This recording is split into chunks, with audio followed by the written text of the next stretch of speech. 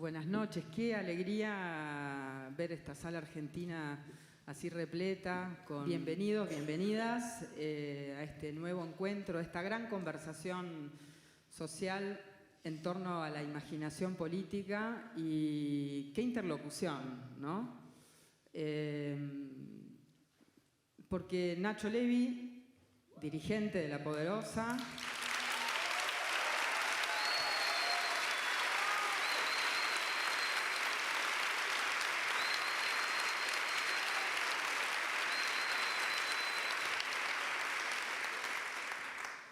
y Rita Segato,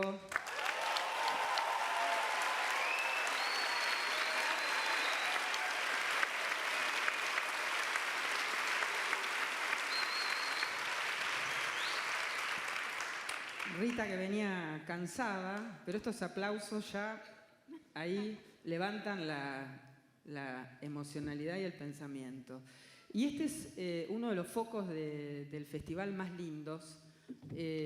Lo bautizamos así, Diálogo de Saberes, porque se propone esto, es abrir una conversación entre quienes vienen de trayectorias bien distintas, pero que convergen en esta búsqueda de situar dónde está hoy la imaginación política, como una agenda urgente de las democracias. Y además, partiendo de esta pregunta, que es por qué nos cuesta tanto que los saberes que se construyen en los territorios, que construyen las organizaciones con sus experiencias, por qué nos cuesta tanto que entren a las oficinas de los estados o a las oficinas de las universidades.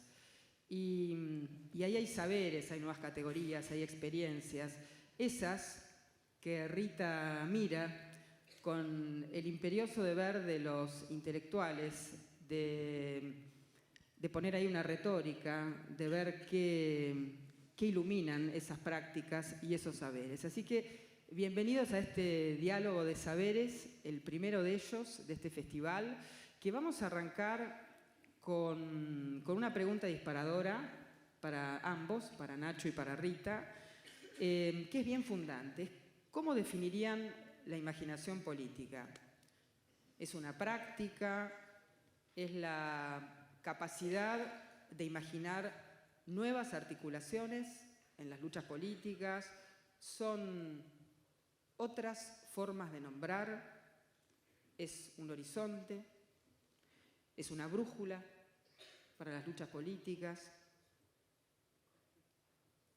¿Cómo definirían la imaginación política? Y voy un paso más. ¿Dónde habita hoy la imaginación política? ¿Qué prácticas alimentan la imaginación transformadora? Nada más ni nada menos. Miren los pequeños disparadores para romper el hielo. Bueno, gracias primero, Che. Gracias por estar acá. Es un espacio que valoramos mucho y sobre todo lo valoramos porque están ahí. Así que gracias a todas y a todos los que vinieron. Bueno, es un preguntón cómo definimos la imaginación política, pero pienso que desmenuzando por palabras, imaginación y política podríamos decir que es un proyecto de vida.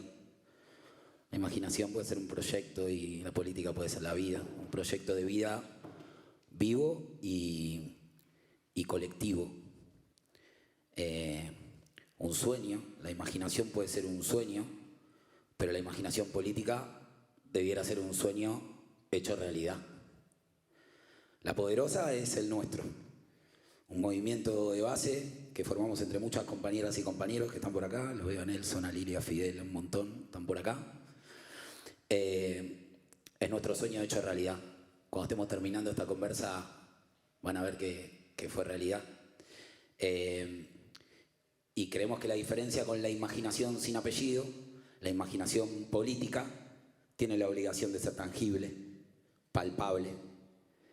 Imaginación política era soñar un espacio asambleario, de encuentro para nuestras vecinas, para nuestros vecinos, para nuestros sueños. Y hoy se puede ver y tocar en cada una de las casas de las mujeres y las disidencias que sostienen las compañeras que están acá, dando resguardo, refugio, acompañamiento, voz, participación, futuro a un montón de pibas de los barrios que muchas veces no encuentran ese sostén ni en el Estado, ni muchísimo menos en la economía de mercado, y sí lo encuentran en sus propias manos, la de sus propias compañeras, la de su propia comunidad. Se pueden tocar las casas de las mujeres, se pueden tocar nuestras asambleas, las personas, las comunidades que nacieron de ahí, la voz propia de los barrios, barrios que históricamente se llamaban sin voz, como si no fueran barrios sin micrófono, sin imprenta, sin oportunidades de hacer sonar su voz. Hoy tenemos medios que son íntegramente comunitarios. Nelson y Lili conducen todos los sábados un programa en Nacional Rock con las voces de la Villa 21, de la Villa 31 y de cada una de nuestras comunidades. Todo eso fue primero imaginación y hoy es imaginación política, como el control popular, la fuerza de seguridad, comisiones de vecinos que ponen el cuerpo para cuidarnos de los que vienen a cuidarnos. Todo eso es imaginación política para nosotros, Podría habitar en el mundo de las palabras la imaginación, pero la imaginación política no. La imaginación política es cuando se pone 3D, cuando se sale de la pantalla. Ahí nos parece que interpela un poco más, que suena un poco más fuerte, y esa imaginación nació en un potrero. La Poderosa era un equipo de fútbol. Por ahí lo veo al arquero, que tenía 9 años. Ese equipo de fútbol se organizó alrededor de una pelota, empezó a hacer rondas y de ahí nació todo este quilombo que somos hoy, 114 asambleas organizadas, que nos llenamos de datos que están acá para tratar de contarles un poco todo lo que tenemos para decir de esos barrios que se suponía que no tenían voz. Hoy cuando hablé, para ver lo que había hablado de la generación, la juventud, para traer acá, Fidel me dijo, nosotros no pensamos la política, no la imaginamos, la hicimos la política. La hicimos cuando nos juntamos en la ronda después del partido. De ahí construíamos la confianza en la ronda, nuestra asamblea y una nueva forma de hacer política. Y me dijo esto, porque en el 2001 nadie corría atrás de un panfleto, por más que fuera un panfleto maravillosamente marxista o ortodoxamente peronista, nadie corría atrás de un panfleto. Y atrás de la pelota corríamos todos. Y después nos encontrábamos y soñamos un proyecto a largo plazo, porque si no yo hoy no estaría acá. Ese arquero tenía 9 años en ese momento y hoy coordina la juventud del movimiento de 114 asambleas a nivel nacional, porque resultó ser un arquero que se puso la 10, así que ahora sí, acá está 20 años después, Fidel Ruiz.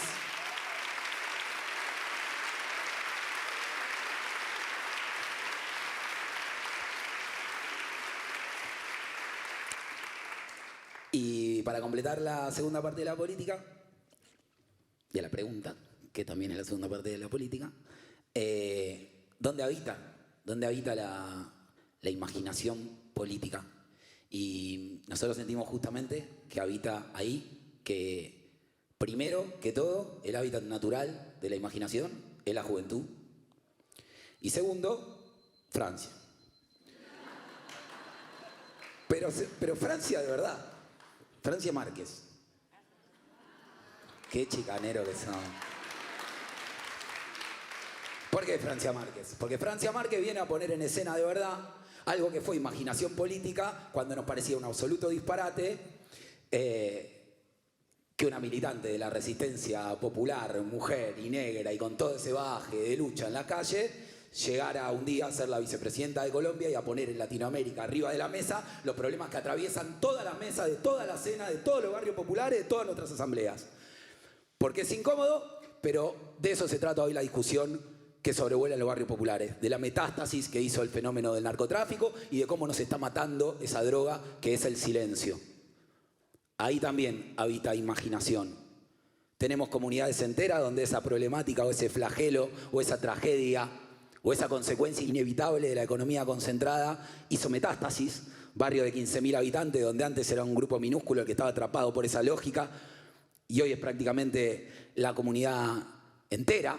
Entonces necesitamos abordar la problemática de la realidad efectiva. Ahí está la imaginación política, en la juventud y en el pueblo. En La Garganta lo entendimos así desde el origen y así apareció Kiki. El máximo estandarte que conozco de la imaginación política, un filósofo que tenía 10 años cuando nació La Garganta Poderosa y vinieron y le dijeron, bueno, las noticias en los diarios se escriben respondiendo a las 5 W. ¿Quién, cómo, cuándo, dónde y por qué? ¿Y por qué se llama las 5 W? Y porque esas preguntas en inglés tienen la palabra W. ¿Y pero por qué en inglés? Bueno, porque el periodismo en Estados Unidos. Pero Estados Unidos nos dijimos que era el que no hacía que Cuba no podía vender las cosas y entonces... Y no le cerró por ningún lado la 5W, y la semana siguiente vino con una teoría mejor, que son las 5P del Kiki, que consiste en escribir las noticias respondiendo por qué, por qué, por qué, por qué, por qué. Nosotros nos reímos así y después lo tomamos como una doctrina propia. Ahora damos cátedra de esa en universidades de comunicación con garganta de compañeras y compañeros que no habían pisado la universidad del otro lado, para explicar que con la 5W muchas veces nos han dicho que un delincuente asaltó a un transeúnte con un arma calibre 22 en la intersección de las calles Iriarte y Zabaleta para robarle el estéreo, y con la 5P del Kiki nos tendrían que haber dicho encontrar una persona armada porque había salido a robar, porque se hizo adicta a los 11 años, porque sus padres trabajaban 25 horas por día, porque nacieron en una villa. Fíjense si no funciona mejor, si no raspa un poquito más hondo. En esa lógica en la que escuchamos a Kiki, se empezó a materializar la revista. La asamblea del equipo de fútbol ya era una asamblea. Y en el mientras tanto, otra enorme imaginación política que precede a nuestra organización y se puede ver y tocar. Los comedores comunitarios, esos comedores comunitarios donde las cocineras comunitarias que ahora están pariendo una ley de salario, reconocimiento y derecho, parieron desde hace muchísimos años para atravesar todas las crisis, de las topadoras de Cachatore hasta hoy, pasando por los 90, esos comedores comunitarios donde hoy comen 40.000 compañeras y compañeros nuestros con un Ministerio de Desarrollo que nos debe 900 toneladas de mercadería. Si eso no es imaginación política, dígame dónde está la imaginación política.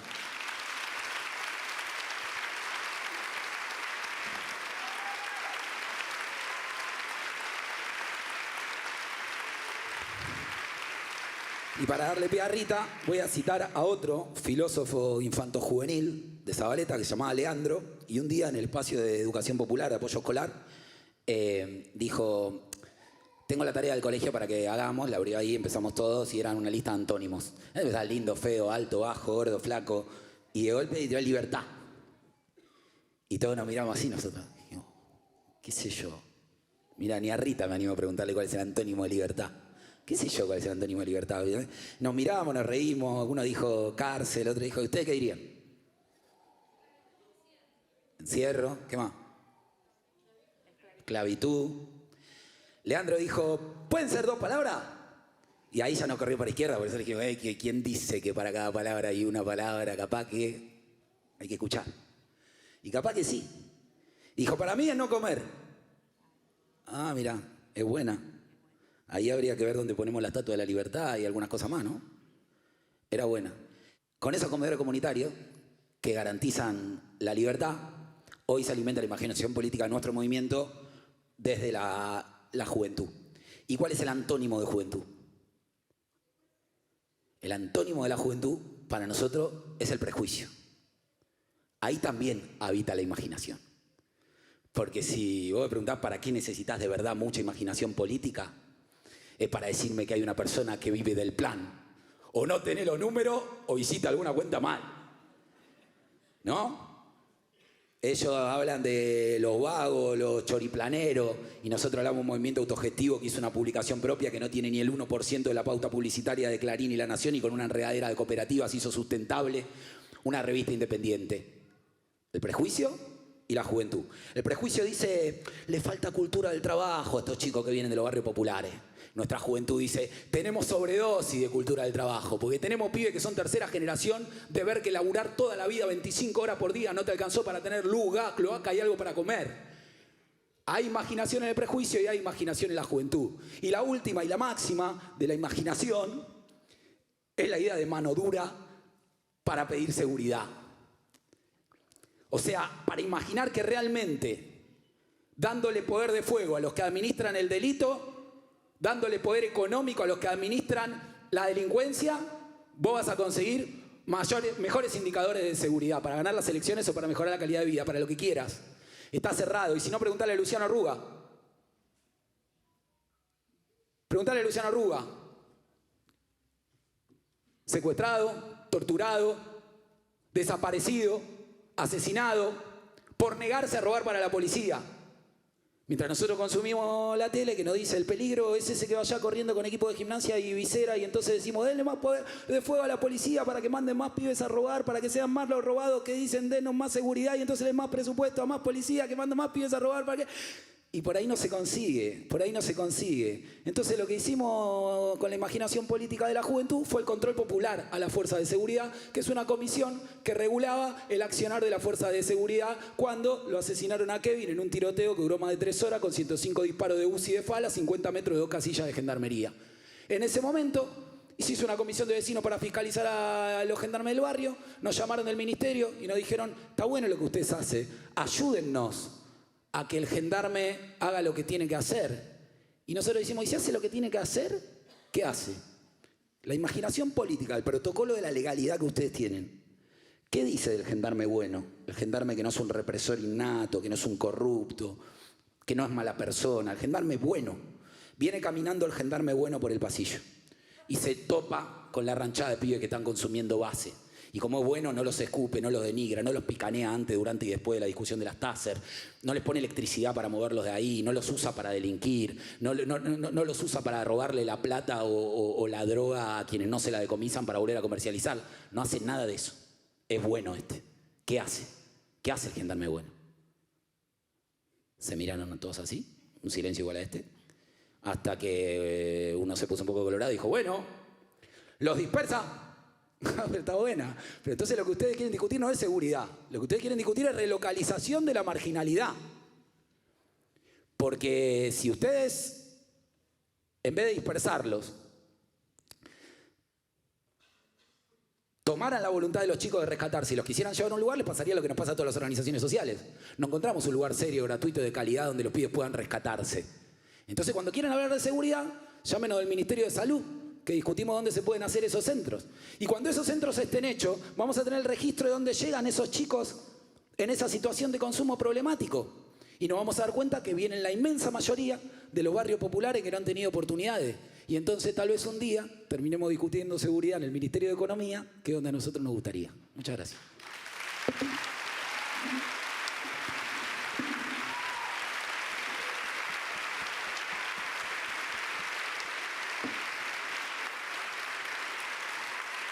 Te escucho, Nacho, y pienso en esa forma de nombrar tan linda que me traje de México, que usaban organizaciones como La Poderosa en México, que es seguridad humana. Seguridad humana, y la seguridad humana es todo eso. Es amor, educación, salud, derechos. Bueno, digresión para ir a Rita Segato, que anotó mucho. Bueno, con mucha humildad, ¿no? Porque Nacho es, digamos, fundador de una organización, ¿no? Y puede relatar un gran trabajo con la gente. Yo soy una antropóloga, cada vez me amparo en eso siempre que... Y nosotros los antropólogos lo que hacemos es escuchar, ¿no? Escuchar lo que la gente dice. Y eso a veces me sale caro, porque lo que he escuchado siempre, y no iba a empezar por ahí, pero se empezó solo, la cuestión se empezó sola. Mucha gente, lo que he escuchado a lo largo de tantos años de trabajar con gente, sobre todo en Brasil, tradiciones afrobrasileras, después acá en Argentina, donde vivo, en la quebrada de Humahuaca, siempre escucho de la gente una gran desconfianza del Estado. Y a veces dicha con absoluta precisión. Yo tengo un texto, un artículo muy antiguo, originado en algo que me dijo una muchacha negra del Candomblé de Recife, donde viví muchos años para escribir mi tesis, y el texto se llama Ciudadanía, ¿por qué no? Que es bastante contradictorio, ¿no? Entonces esa fuente de la que me nutrí durante tantos años me pone ahora muchas veces en situación bastante delicada, ¿no? Y ahí me he valido, o sea, intentando imaginar cómo se adapta esa sospecha permanente del Estado como un Estado enemigo que nunca ha dejado de ser de alguna manera colonial, de alguna manera externo, de alguna manera otro, con relación a la gente cuya vida regula y administra. Porque es así que la gente lo ve, o sea, no yo. Eso fue sorprendente. Y cuando empecé a escuchar esas voces, tenía dos opciones, decir, esta gente es idiota, se merece el destino que tiene, se merece que les vaya mal, que sean pobres, que sufran, que tengan hambre, o decir, ¿qué me están diciendo? Y ahí empieza ese largo camino que sigue hasta hoy y espero que continúe un poco más, de entender qué es lo que la gente me estaba diciendo. Entonces, ese texto es muy temprano, es de un momento hace muchísimos años. ¿Por qué esa persona me estaba diciendo no entro en el cuento de la ciudadanía? ¿Qué quiere decir de otra manera? No entro en el cuento de la democracia. Perdón lo que les estoy diciendo. Entonces, digo, la democracia entonces no es una realidad en ningún lugar, pero es un proyecto, es una aspiración, es un horizonte, ¿no? Entonces, ¿Sabés que decía Krenak recién? Que la democracia debería ser una experiencia. Sí, que no existe. Claro,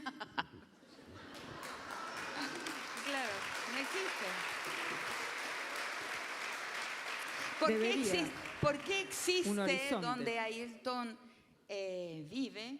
Porque es un mundo comunal, y en el mundo comunal, como también se ha generado en los espacios donde la garganta floreció y florece, y sigue floreciendo, son espacios en donde en realidad se han regenerado o creado colectivos, colectividades con otra estructura, que no es la estructura ciudadana. O sea, entonces yo, ¿cómo vivo con esto? ¿No? Entonces empecé a hablar, inclusive comencé a hablarlo aquí en La Ballena, cuando hablé en La Ballena hace unos años, en medio de la pandemia, de la política y lo político. Yo personalmente, y no tengo vergüenza en decirlo, imaginar a partir de las negativas a veces, del resentimiento, del rencor inclusive, que la gente he visto experimentar con relación a la ficción, por ejemplo, a la ficción jurídica. Ahora vemos que tenían razón, ¿no? La gente. O sea, a esa ficción jurídica que es donde se crea esta cosa que llamamos ciudadanía. Entonces, ¿cómo llegar, ¿no? Entonces, intento imaginar. Entonces, yo practico una imaginación. Yo intento imaginar el afuera de este mundo con las convenciones que nos enseñaron. O sea, la imaginación es, por encima de todo, no convencional. O sea, entonces yo estoy instruida de acuerdo a convenciones bastante cerradas. Cómo pensar por afuera de esos lenguajes, por afuera de esas convenciones. Y yo creo que así como yo lo intento, si no es un intento colectivo, como en los que fueron relatados aquí, si no todas las personas que estamos aquí y otras también intentamos expandir las convenciones con las cuales han arquitectado nuestra cognición y nuestras emociones, si no hacemos todos y todas ese esfuerzo por pensar por fuera de estas convenciones, no habrá camino, no habrá, porque los caminos de alguna manera se han ido cerrando. O sea, el camino dado por estas convenciones que son a izquierda y a derecha. O sea, mi generación fue formateada por un pensamiento político del cual yo también muy joven participé, y siempre digo, para mí, en la izquierda, ¿no? Esas ideas del centralismo democrático, o sea, uno piensa y todos los demás obedecen, es un desastre. Es un desastre, porque en la sociedad todo el mundo tiene que deliberar, debatir, pensar y ser escuchada, o sea, hacer subir, ¿no?, ese pensamiento colectivo. Y la otra es la acumulación de fuerzas, o sea, hacer alianzas con quien sea, ¿sí? Y entonces acumular fuerzas, ¿para qué? Para tomar el Estado. Entonces, nos formateamos con eso y hasta hoy siguen esas convenciones y esas costumbres de la cognición política guiando, y yo creo que imaginación política es pensar por fuera de ellas, por fuera de la idea del verticalismo democrático y por fuera de la acumulación de fuerzas, que no las llamamos más de esa forma como se llamaban en los años 60 y 70, en los años 70 cuando yo comienzo abrir los ojos a la militancia en el colegio, etc. Era una obligación, era un canon. Entonces, la imaginación no es canónica, eso es la primera respuesta. La otra idea que la conversábamos aquí antes de entrar es la idea de una utopía predefinida. O sea, podemos saber hoy cómo debe ser el futuro. Eso lleva al escándalo autoritario. No se puede hoy saber a dónde nos estamos dirigiendo. La cuestión, y eso me lo dijo recientemente el alcalde de Recoleta en Santiago de Chile, me dijo, yo soy arquitecto, además de político, un político muy de izquierda, del campo crítico, yo le llamo hoy. Ya no hablo ni de izquierda, hablo de un campo crítico, amplio. Y él me dijo, como arquitecto y como político no hablo más en proyecto, hablo solamente en trayecto. Entonces, lo que importa es saber que estamos en un trayecto. Eso permite la imaginación. Porque si estamos en un proyecto hasta un destino predefinido, un dibujito de futuro, esto lo he dicho muchas veces, un cuadrito de cómo el futuro debe ser, el proyecto hacia ahí, nos vamos a equivocar en el camino, porque eso va a necesariamente llevar a ciertas formas de autoritarismos que son la evidencia del fracaso de los proyectos revolucionarios. Y esto yo no temo decirlo.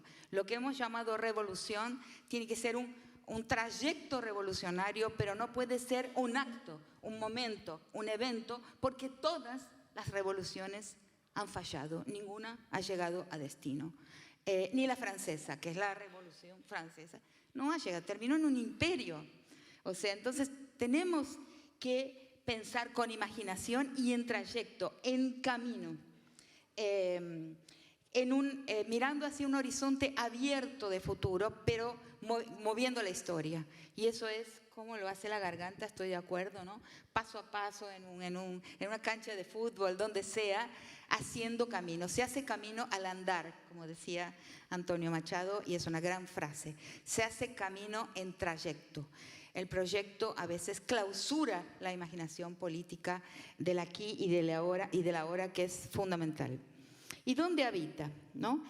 Bueno, en primer lugar, no habita enclaustrada en los ámbitos del Estado. Con eso no quiero decir que no hay que luchar por el Estado.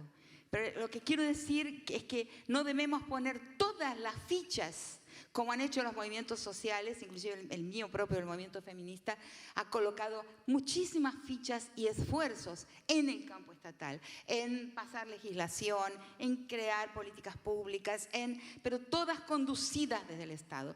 No hay que abandonar ese campo, pero hay que saber que existe vida inteligente fuera de ese espacio y de esa clausura estatal, como el relato aquí de Nacho lo decía. Entonces, recordar que lo político no es solamente la política. Esa para mí es también una recomendación importante sobre la imaginación. La política es toda la formatación, los debates, los conflictos intrapartidarios por poder. Y la idea de que tomando el poder del Estado vamos a transformar la sociedad. Es la sociedad que se transforma y cambia el Estado. Lo estamos pensando en dirección contraria a lo que es realmente. Es al revés. No es el Estado que consigue cambiar la sociedad. Puede colaborar en los periodos benignos, pero podrán venir periodos no benignos. Entonces, la sociedad es que camina y va a tener un extraordinario impacto en la gestión y en el Estado. Es al revés. Pienso, realmente tengo esa gran convicción, habita mucho en las mujeres, porque es en el espacio de las mujeres, que es un espacio en el cual en el mundo comunal no es un espacio ni íntimo ni privado, sino es un espacio donde se toman diversas decisiones, habitado por múltiples presencias cuando el mundo es comunal y no ciudadano. O sea, en el mundo de la ciudadanía avanzada, digamos, Europa, los Estados Unidos, el hogar, la casa, el espacio doméstico sí es íntimo, es privado, las personas se mueren y a veces los vecinos se enteran de que están muertas por el olor a podrido, la podredumbre del cadáver. Eso no es tan raro. O sea, pero en los espacios comunales, colectivistas, como la propia Garganta y otros, en el mundo todavía en jirones de comunidad, pero en los mundos comunales de los pueblos indígenas o de las sociedades campesinas en algunos lugares, en esos espacios hay una imaginación política para la vida en los espacios domésticos, ni íntimos ni privados. O sea, y ese es un espacio donde la imaginación es femenina, lo que llamo de una politicidad de cuño femenino, de forma femenina.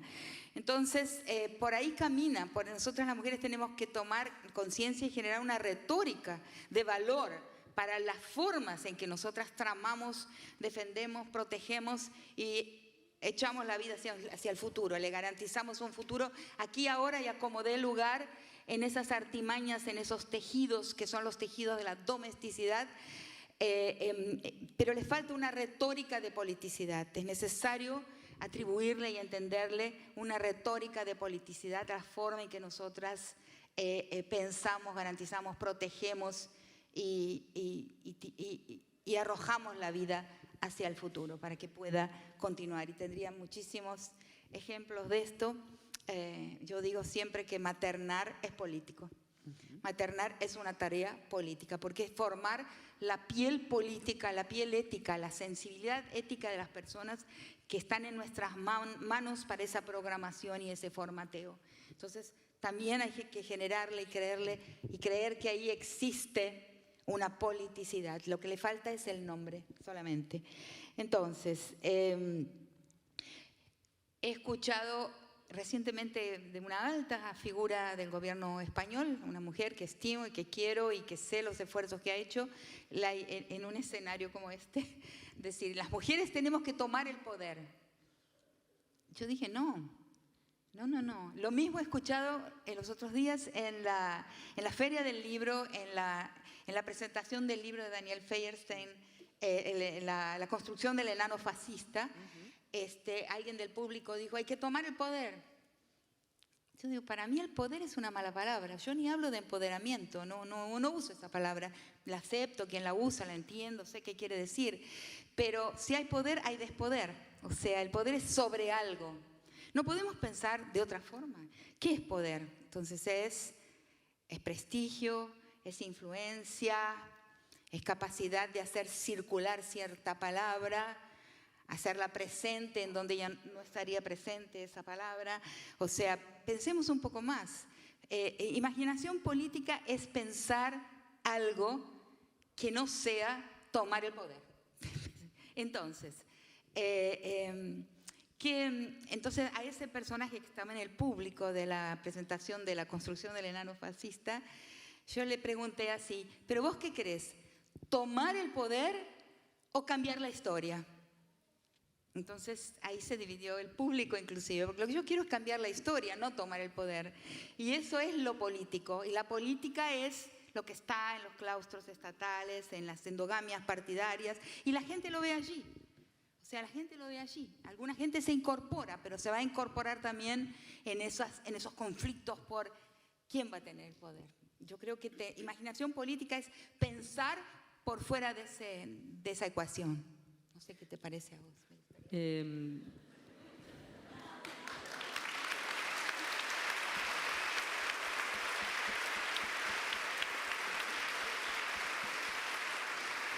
Quería agregar una cosita, porque me la puedo olvidar y tiene que ver con lo que Nacho dijo hoy, sobre la criminalidad, que es algo que quiero mencionarlo porque es importante para mí que nos demos cuenta. Yo lo he escrito hace mucho tiempo en el libro La guerra contra las mujeres. Hoy hay crímenes que son políticos, o sea, son la criminalidad que estamos viendo en Rosario y en algunos ambientes, en los cinturones urbanos, en Córdoba, y acá también, en el conurbano, es sospechosa esa criminalidad. No es solo criminalidad, es un golpe a la democracia que viene desde otro lugar, desde un subsuelo. Nosotros vemos, de nuevo, con esta imaginación formateada por la costumbre, Vemos el golpe a la democracia en manos de militares, como fueron los golpes en nuestros países. Pero hoy hay también intentos de golpe a la democracia que vienen de un subsuelo de la sociedad. Y claro, eso se ve claramente en Colombia y hay un reclutamiento para esos golpes. Por ejemplo, cuando vemos, esto es sospecha pura, pero porque el poder no puede ser observado. Si el poder tiene una característica es que no se puede observar cómo trama, cómo se asesora, cómo hace planes, cómo hace alianzas. El poder es secreto. Si hay una característica del poder, es el secreto. Me estoy refiriendo al poder real, al poder económico, al poder de los dueños del mundo, de los dueños de la sociedad. Bueno, vos ahí acuñaste un concepto que es... La dueñidad. Que es la dueñidad, sí. ¿no? Ya no alcanza a hablar de concentración económica, no alcanza a hablar de desigualdad. En no los años alcanza a hablar 70 hablábamos de desigualdad. Hoy tenemos que hablar de dueñidad y de adueñamiento, porque existen claramente dueños de la vida y de la muerte, o sea, lores, diríamos lords, o sea, personas que deciden la muerte y la vida, y hay algo que hay que tener conciencia, una total decadencia, una insuficiencia,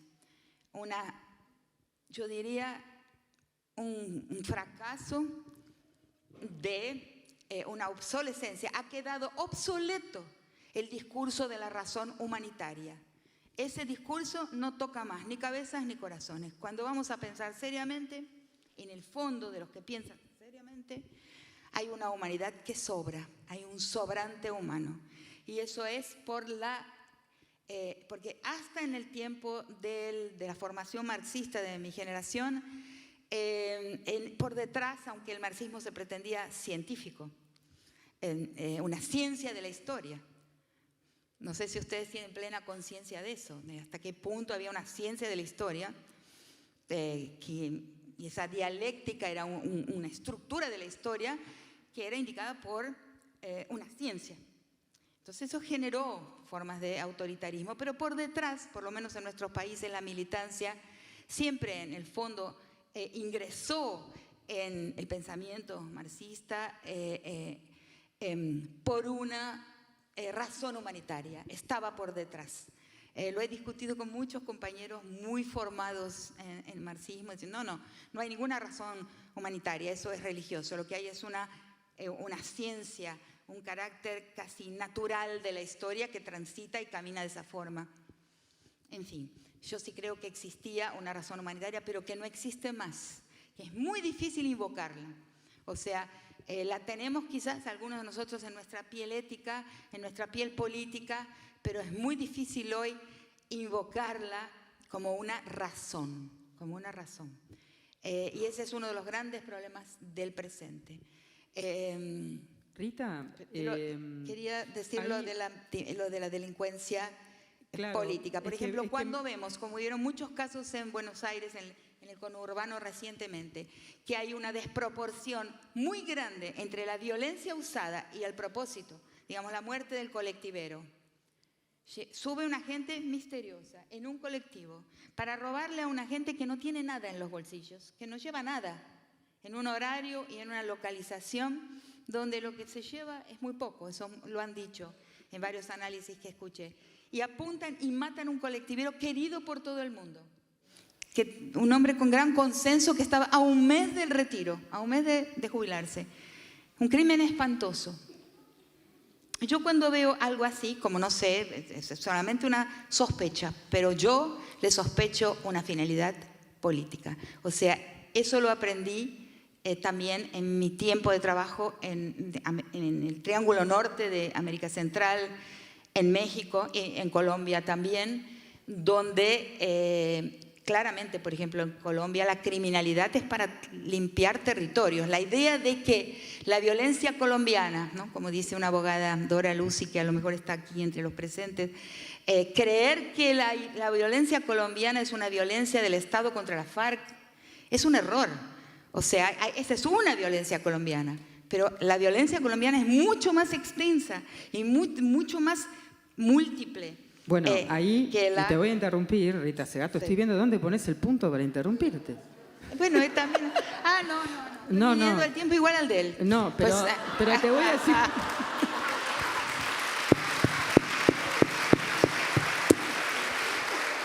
Pero te pongo un punto en esto, porque efectivamente, cuando vos decías esto, quería enlazar con las 5P, el copete del periodismo que nos pregunta por qué, ¿no? ¿Por qué el desplazamiento de población que vos describís en Colombia?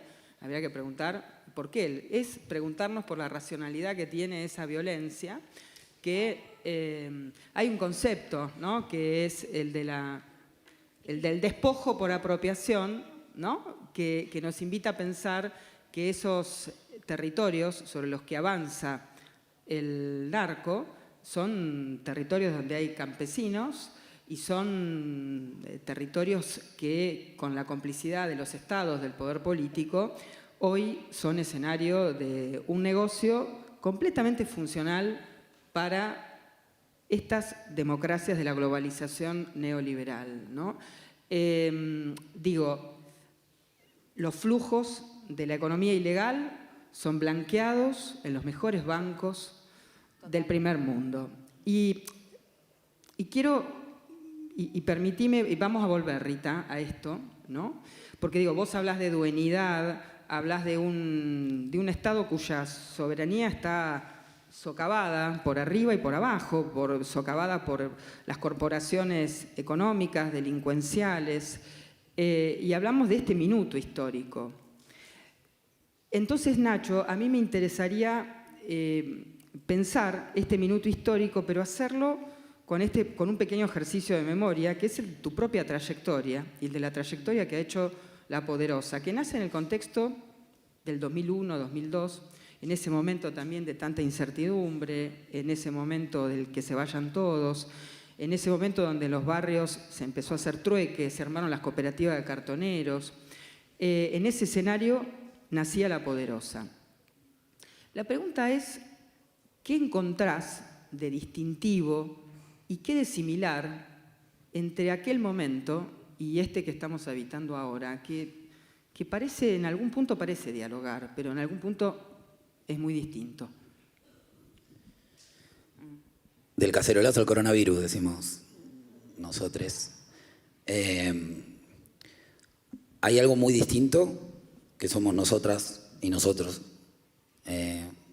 Muchas y muchos de los dirigentes que parimos movimientos sociales en aquellos tiempos de piquete y cacerola, la lucha es una sola, teníamos 20 y pico y hoy tenemos 40 y pico.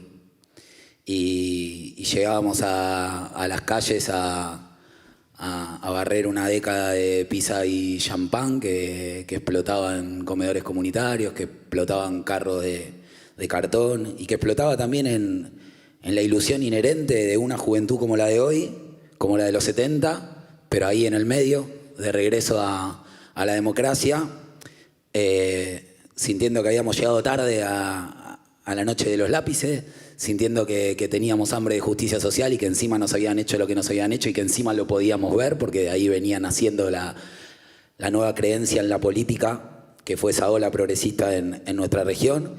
Y llegábamos con una idea de dejar la vida en la militancia, de la entrega absoluta, de bancar a las compañeras que nos estremecían el alma, bancando las ollas como la bancan hoy. Y 20 años después nos volvimos expertos en errores. Tenemos una cátedra de errores para ofrecerle a las juventudes que vienen y tenemos una doble responsabilidad, siento, generacionalmente,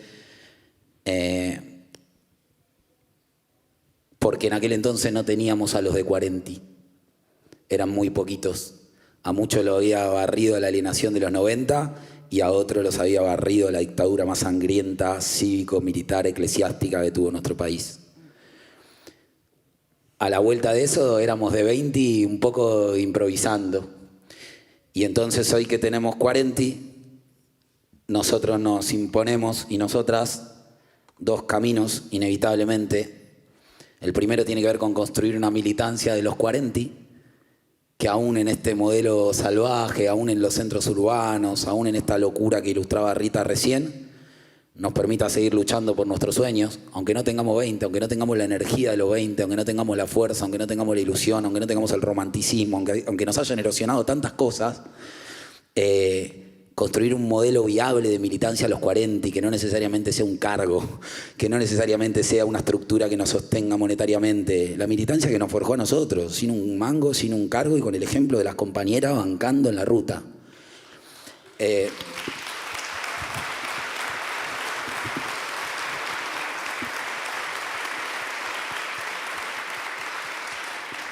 Ni se me pasa por la cabeza decirle a los de 20 que tengo por acá por dónde ir. Pero sí sabrán los compañeros del campo crítico, del campo popular de mi generación, cuánto tenemos para decirle de por dónde no ir.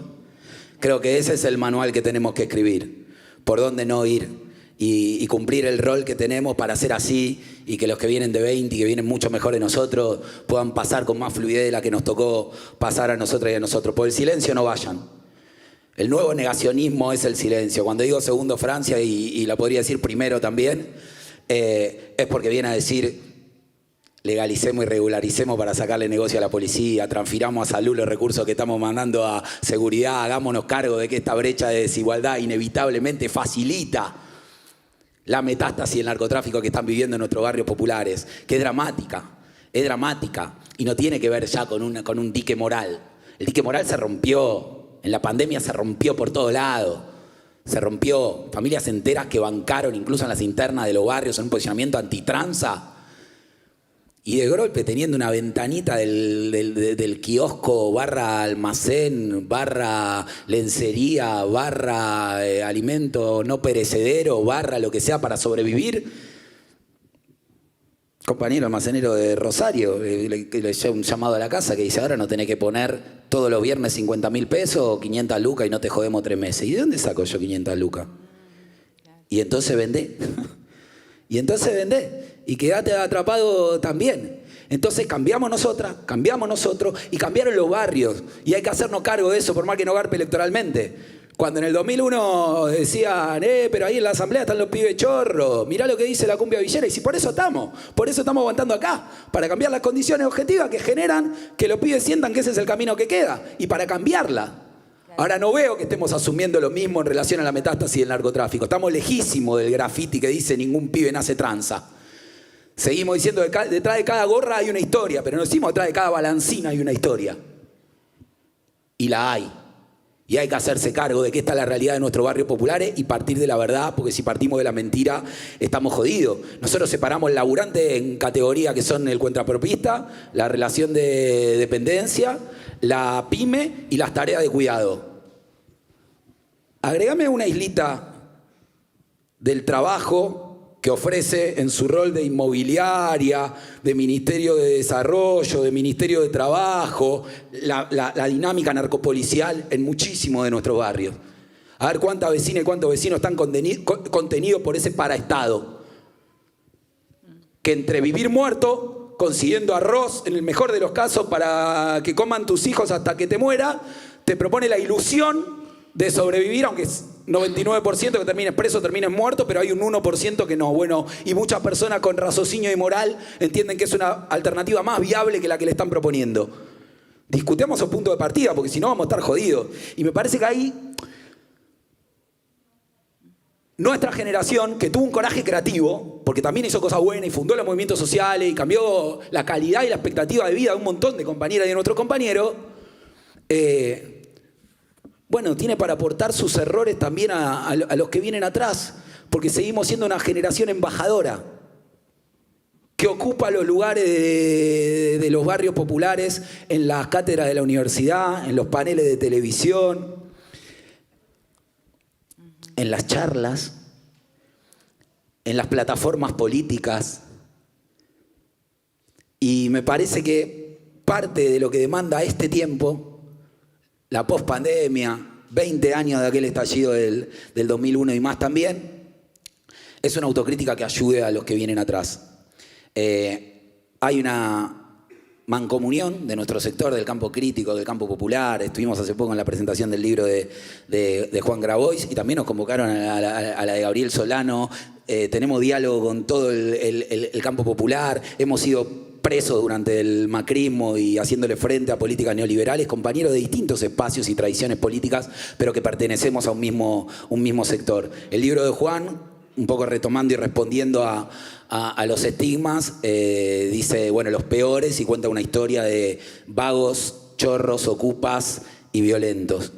Y yo creo que vagos, chorros y ocupas no fuimos nunca, y violentos un poco sí. Violentos entre nosotros, violentos entre las propias organizaciones populares, violentos entre nuestros propios compañeros. Creo que esta camada nueva, que no naturaliza nada, que nos mira con escepticismo cuando la cagamos, no viene a corregir, no viene a reeducar, nos para en un lugar que nos obliga a ser igualmente generosos para decir, en esto la cagamos, en esto estuvimos mal. Y ¿eso quiere decir ampliar?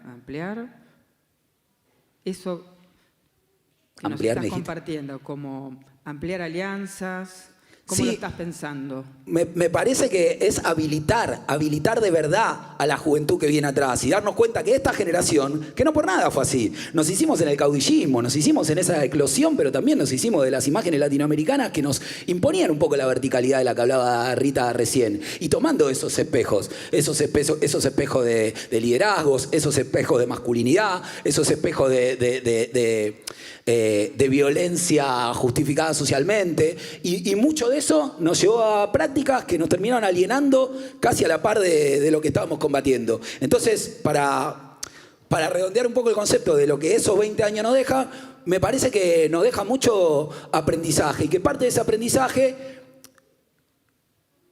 es que además de dejar la vida, o que en vez de dejar la vida, hay que en paralelo aprender a cuidarla. Nosotros de Max y Darío aprendimos a dejar la vida por una causa justa. Pero esta generación que viene atrás, aprendimos a cuidarla y aprendimos a cuidarnos. Y a cuidarnos quiere decir algo que me dijo mi compañera que está acá y que me ayudó mucho para eso, mucho.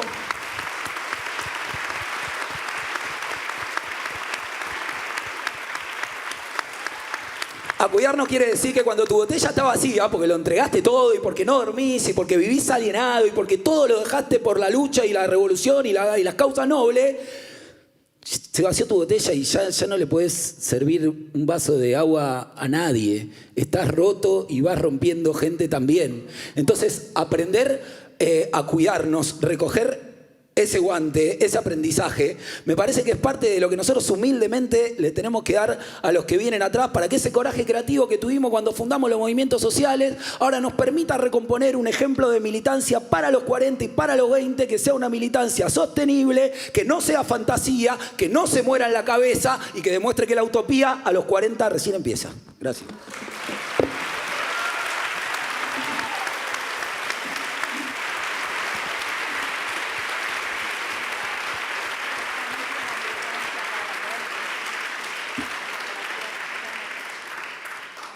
Rita, querida, podríamos decir la utopía recién empieza a los 40, a los 50, a los 60, a los 70 también, ¿no? La juventud acumulada, decía el comandante. Rita, bueno, lo escucho a Nacho, pensaba también, ayer tuvimos acá un espacio muy lindo de conversación en torno a feminismos territoriales. Estaba aquí de Olinda Carrizo, del Movimiento Campesino Indígena, y estaba Claudia la Negra Albornoz, también de La Poderosa, que expresan una articulación de luchas que es la que explica el potencial de los feminismos, ¿no? Es decir, los feminismos articulados con otras luchas, con las luchas villeras, con las luchas campesinas, con las luchas indígenas. ¿Encontrás ahí, en esas articulaciones de luchas antiguas y nuevas, en esos feminismos que prácticamente interpelaron todos los movimientos emancipatorios, en esas articulaciones encontrás un lugar de esperanza, de refundación de la política? ¿Qué experiencias, qué ves ahí? No, ciertamente una de mis definiciones de feminismo es es un movimiento pluralista por encima de todo. O sea, si el feminismo no piensa de forma plural, radicalmente en plural, o sea, si alguien va a darle lección a otras personas, o sea, por ejemplo, lo que fue siempre el feminismo blanco, a ir a decirle a las mujeres indígenas o negras lo que deben querer, lo que deben desear, absurdo, eso se rompió ya. Pero no se han roto los autoritarismos y los verticalismos dentro del feminismo. Y eso es una gran pena y estamos viendo hoy un reflujo, o sea, un retroceso del importantísimo movimiento de toma de las calles de otra forma, que fueron las marchas de mujeres en Argentina especialmente y en muchos otros países que tomaron después el ejemplo de Argentina. Eso, hay una parada en eso. Nos damos cuenta con dos temas que son para mí un gran interrogante. Primero, y yo no quiero hablar de forma partidaria porque, como he dicho muchas veces, mi único lujo es pensar con absoluta libertad. Entonces no estoy embanderada. Mi bandera sería más bien algo que llamo de forma muy amplia el campo crítico. Pero no quiero tener obediencias, no he cedido, no soy una persona obediente y no puedo fingir que lo soy. Entonces,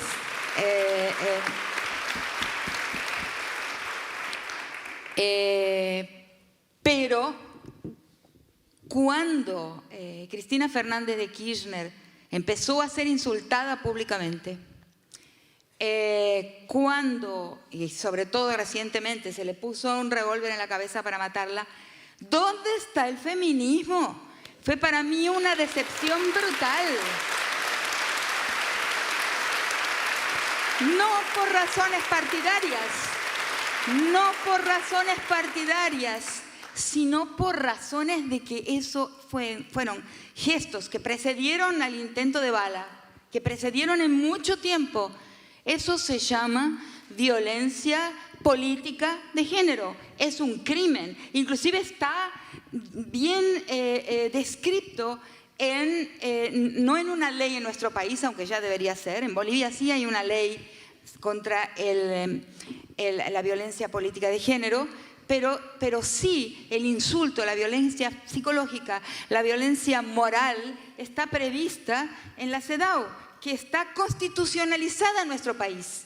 ¿Y dónde estaba el feminismo? La CEDAW es la Convención para la Eliminación de todas las formas de discriminación contra la mujer. O sea, ya era crimen mucho antes del intento de asesinato, de homicidio, de magnicidio. Entonces, yo lo he intentado pensar de varias formas. Primero, quizás porque ella nunca habló de sí como mujer, pero nosotras deberíamos haber percibido hace mucho tiempo que ahí existía un crimen contra una mujer y no caminó.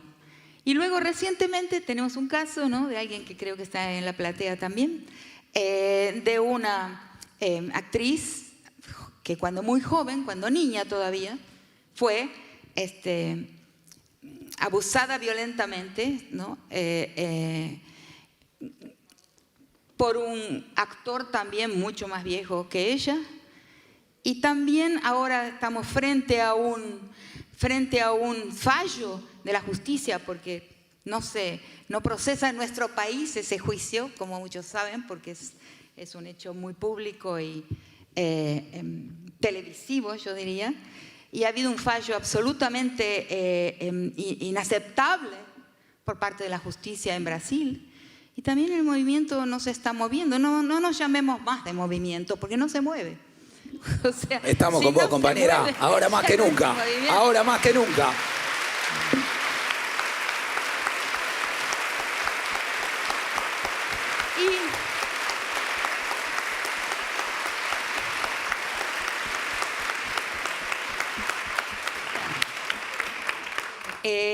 Yo creo que una de las cosas que han detenido el movimiento de las mujeres en Argentina y en España también, porque acompaño bastante la situación española, es la fragmentación.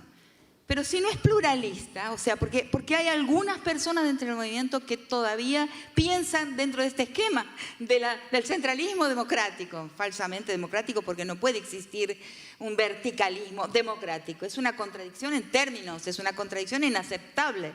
No hay alguien que baja línea, no puede haber alguien que baje línea dentro del movimiento feminista, no hay eso, es plural, pero hay cosas que debemos atender. Debemos atender cuando hay una infracción a una ley constitucionalizada que está en Naciones Unidas, que es la CEDAW, y que habla de ese insulto, de esa violencia psicológica y moral. Y nada debería habernos impedido salir juntas, a pesar de las diferencias. Hay pocas cosas que unen a todos los feminismos en el globo, hay pocas. La violencia es una.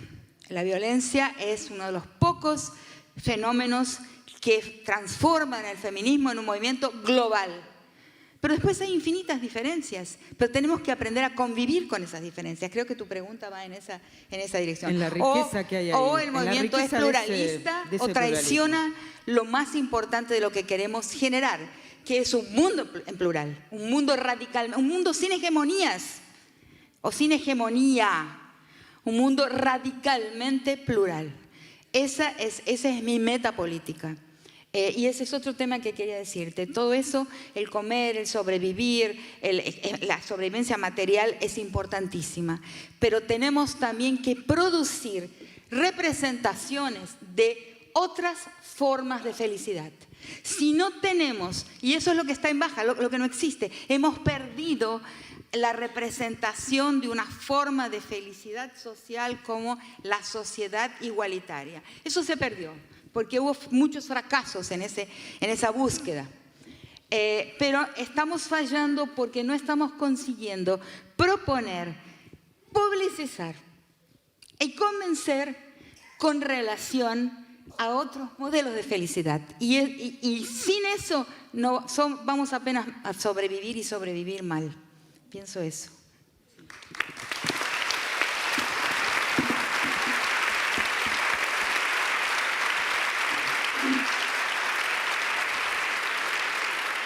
Rita, ¿y por qué las derechas construyen un nuevo enemigo en las ideologías de género? Un poquito más. ¿Cuál es la relación? Varias veces que estuve hablando últimamente menciono esta pregunta. ¿Cuál es la relación entre la gran riqueza, los grandes propietarios, lo que llamo los dueños del planeta, y una muchacha embarazada que quiere abortar? ¿Cuál es la relación? Pero hay una relación, porque todas las políticas de ultraderecha, los Mileis del mundo, Vox, todas esas políticas son agresivamente contra el aborto. Quiere decir que ellos saben, ¿no?, que esos sectores saben y perciben algo que nosotros y nosotras todavía no nos damos cuenta muy bien, pero que existe una relación entre la soberanía de la mujer sobre su propio cuerpo y el gran capital. Ellos nos lo están mostrando. También nos están mostrando todo lo que ponemos en riesgo, todo el riesgo que representamos las mujeres cuando ponen sus rebaños en la calle, que son rebaños que no saben ni decir qué están haciendo ahí. Porque va el periodista y les dice, ¿por qué están acá? Y bueno, por la vida. Ah, bueno. Segunda pregunta, ¿y entonces por qué? ¿Qué es lo que defienden? La vida. Y a la tercera pregunta el periodista se aburre y se va, porque no sale de ahí. Quiere decir que esa gente está arrebañada. Quiere decir que no tienen, buscando una buena causa, y ahí es muy fácil, buscar una buena causa, la vida, claro, pero sin entender muy bien de qué se trata. Quien defiende la vida, la defiende en todo lugar. La defiende en la vida de los niños migrantes, los niños que viven en la calle, los niños que abandonados, los niños maltratados en la vida, los niños asesinados. No la defiende solamente en un lugar, que es la pancita de una muchacha que quiere abortar, la defendés en todas partes. Entonces es mentira, esa mentira se desmonta con 3 palabras. ¿A defender la vida? Vamos, pero a todas partes, ¿no? Creo.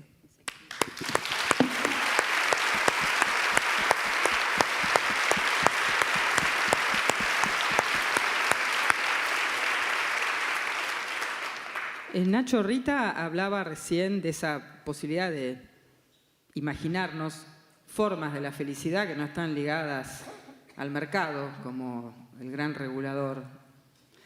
Y eso significa la voz propia también, ¿no? Relatos propios, del mundo propio, del que podemos compartir con otros. ¿Por qué la comunicación desde el minuto 1 en el que nacía La Poderosa fue vista como estratégica, la voz propia? Y cómo, y acá también vuelvo a este ejercicio de historización, ¿no? Porque estamos hablando del momento en el que nacía La Poderosa, pero hoy estamos hablando de un escenario cada vez más concentrado, capitalismo de plataformas, pocos jugadores, cada vez menos, ¿no? Entonces, son nuestros imaginarios, son nuestras propias narrativas, son nuestras formas de nombrar. ¿Cómo pensarías esto también desde la experiencia y desde el camino y desde este minuto histórico? Pocos jugadores y casi siempre los mismos, ¿no? En este minuto histórico. A ver si van abriendo paso, muchachos, que vienen las generaciones mejoradas. Y creo que hoy, como el día que empezamos la garganta, el acento de las luchas populares se pone inevitablemente en la comunicación, porque en tanto no exista un problema masivo, no vamos a encontrar una solución peleando masivamente. Hay que poder exponer la realidad de nuestros barrios para que otros puedan empatizar, sino pedirle demasiado, ¿no? A un modelo que es cruel y que genera esto.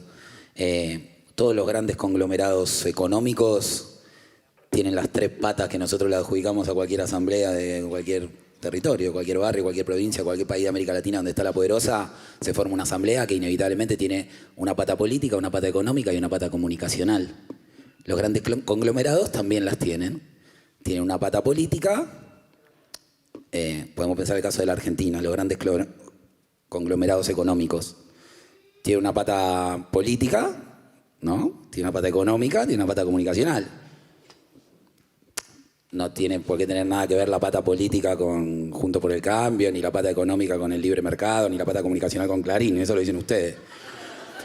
Pero que están esas 3 patas, están. Y la democracia, como decía Rita antes, no empieza ni termina en el Estado. De frente a la dueñidad se impone, se erige la comunidad.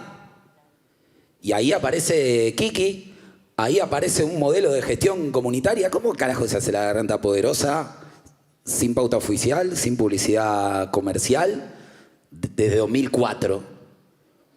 Había que juntar 6.000 pesos para imprimir 3.000 ejemplares. Se juntó con una vaquita entre las asambleas. Cada asamblea le pagaba una beca a sus comunicadores de 500 pesos en ese momento. Los elige por consenso, de acuerdo a las aptitudes, al reconocimiento del barrio. Vas a ser la voz del barrio.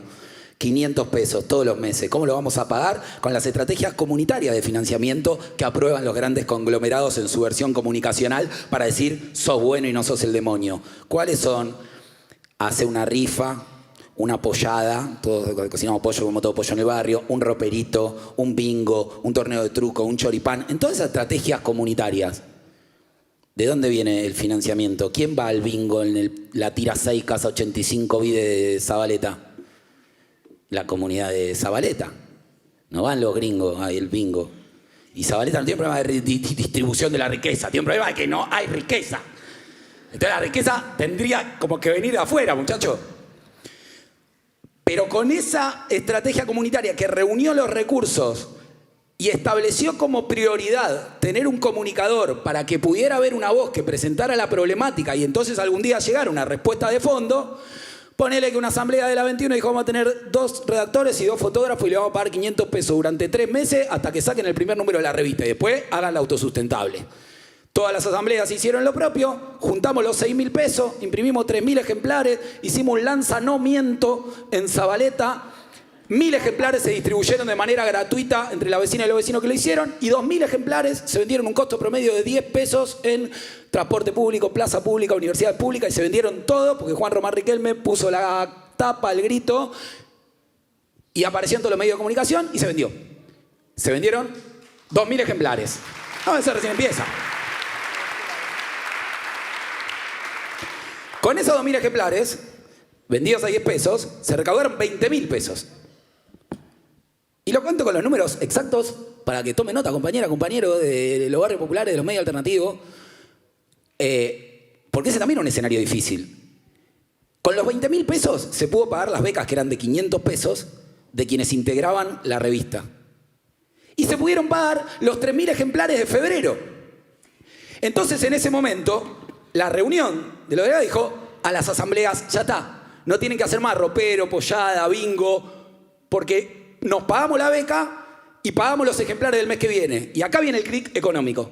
Levanta la mano un compañero de la asamblea de Zabaleta y dice, pará, pero si nosotros venimos pagando 4 becas de 500 pesos y juntamos 2.000 pesos, ahora que no tenemos que pagar las becas, este mes, juntemos los 2.000 pesos de vuelta. Y con esos 2.000 pesos, nuestra cooperativa nos va a dar 1.000 revistas al costo, pues salía 2 pesos cada ejemplar. Y con las 1.000 revistas al costo, vendidas a 10 pesos, recaudamos 10.000 y con los 8.000 le pagamos lo que está en la cooperativa de distribución. Multipliquen por la cantidad de asamblea y el número del Indio Solari tiró 50.000 ejemplares sin pauta oficial ni publicidad comercial. ¿Puedo decir algo? ¿Puedo decir algo? Sí, pero falta algo. A ver, ¿cómo lo digo? No es solo la finalidad económica, porque ahí se desvía todo. Ahí se transforma en proyecto histórico, lo que llamo el proyecto histórico de las cosas. Necesitas también la otra retórica, que es la retórica de los vínculos. Los vínculos que se crearon, si no tienen una retórica, si tu retórica se centra en el objetivo comercial y mercantil, perdés la posibilidad de una retórica todavía quizás más fundamental, que es todos esos, y vos decís, no hacemos malas asambleas, pero las asambleas es lo fundamental. No, entonces se interpretó mal. No. Adhiero y corrijo. Bien. Las asambleas de cada barrio tienen incorporadas múltiples cooperativas, la textil, la gastronómica, las movilizaciones para reclamar una ley, las gestiones de los servicios públicos del barrio. Y en paralelo funcionan las asambleas de la revista. Las asambleas de barrio siguen funcionando desde siempre. Lo que yo te quiero decir, que el asambleísmo, que ese comunalismo, llamémosle así, es un fin en sí mismo. Totalmente. Ahora, adhiero, 100%, 1000%. Ahora, sobre ese asambleísmo, nosotros necesitábamos montar una estrategia de comunicación, vuelvo a la pregunta, que tenía que ser sostenida, y no económicamente por un zócalo de McDonald's, que de alguna manera le limpiara la imagen a la lógica que nosotros queríamos combatir con el asambleísmo, ni tampoco por un Estado que después nos hiciera rehén de una dependencia que nos hiciera perder nuestra soberanía política. Y este fue el canal de gestión autogestiva económica que encontramos de frente a eso. Y pudimos sostener lo económico para sostener el núcleo vincular que son las asambleas hasta el día de hoy. En paralelo, obviamente, la garganta no fue la revolución que sí funcionó. Le cambió la vida a mucha gente, mejoró la calidad de vida de muchos compañeros, pero si vemos el deterioro de los barrios populares y el salvajismo creciente del sistema dominante, decimos, bueno, vamos perdiendo. Sí, pero sin esa resistencia, esa comunidad de frente a la dueñidad, los resultados serían todavía más devastadores. Y ese núcleo vincular nos mantiene lo suficientemente activo como para decir, sí, los conglomerados económicos crecen. Se llama capitalismo y por eso lo odiamos. Pues si el capitalismo produjera vínculos empáticos, solidarios, estaríamos todos alineados. Y si consideramos que aliena, después es difícil enojarse con las víctimas y no con la maquinaria que produce esa alienación. Entonces, para cerrar, esa estrategia de visibilización de la comunicación para ese sostenimiento económico de un proyecto político que es el comunitario y el vincular, tiene una contraofensiva permanente y muy furiosa de esos grandes conglomerados económicos que crecen. Pero la crisis de la democracia representativa no es culpa solamente de los conglomerados económicos que crecen, sino también y fundamentalmente de los gobiernos populares y los funcionarios públicos que llegan al poder esgrimiendo cánticos contra el capital y se la pasan 4 años los besos con los bancarios, con los laboratorios y con los supermercadistas. Más garganta profunda será vos.